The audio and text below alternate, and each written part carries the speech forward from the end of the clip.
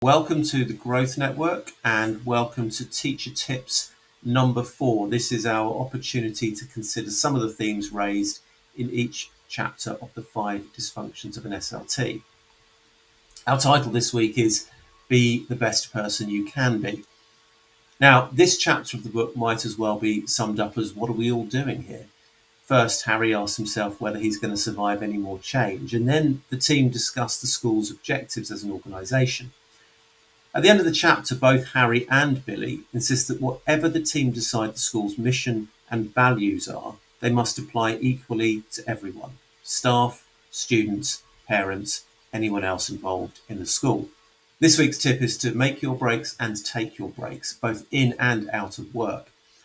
Now, Harry's fundamental question is about sustainability. He enjoys his work, he likes what the head teacher's saying, but he fears he will not have the energy to keep working at this pace. It's tempting to think that if we just work a little harder for a little longer, we will reach our goal and things will get that little bit easier. Those who've tried this will know that moment rarely comes. Instead, what tends to happen is that we work harder than we should for a period of time, and then we experience the consequences. And commonly, we get sick, we get cynical, or we just close down. Now, the consequences are quite severe. A Department for Education survey found that about 35% of secondary and 40% of primary middle leaders either went back to the classroom or left state education altogether between 2016 and 2020. Now, being exhausted works against what we're trying to achieve professionally and personally. Each of us has only got so much to offer, and the more we use up early in the day or early in our careers, the less we're going to have to offer later. Think about the impact of that on the families in the evening or on the latter part of our careers. We need to pace ourselves, and we do this by making our breaks and taking our breaks.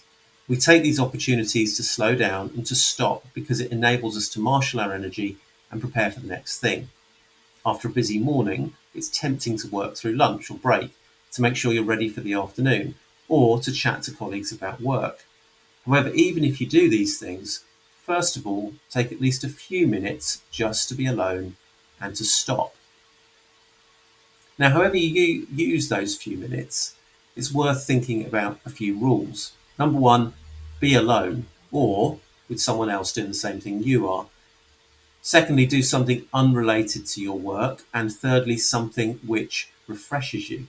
Now, that might involve a sandwich, some music, or getting outside, but it probably doesn't include anything like news or social media, which are likely to increase your stress. The principle is to work from rest rather than rest from work. To rest from work means we stop. Working from rest means we need to be refreshed, so we're prepared to return to work as ourselves rather than a stressed out caricature of ourselves. The word recreation has come to mean enjoying leisure, but if we look more closely, it is recreation. Being recreated could be interpreted as becoming, once more, who we were made to be, ourselves. Does your break do this for you, even in a small way? How about your evenings, your weekends, your holidays? The longer we go without times of recreation, the more tired we become, and that tiredness is cumulative. Eventually, it has an effect. So think about where your opportunities are for recreation. Plan when and where to take them. Consider a few things. Firstly, stopping for 2 minutes between parking and getting out of the car. Second, taking time alone during a break. Third, setting time in the evening when you will not look at any work. Fourth, taking a day a week completely off and doing nothing to do with work. Fifth, leaving early one day each week. Or 6, planning trips and holidays in advance to ensure that you really take them.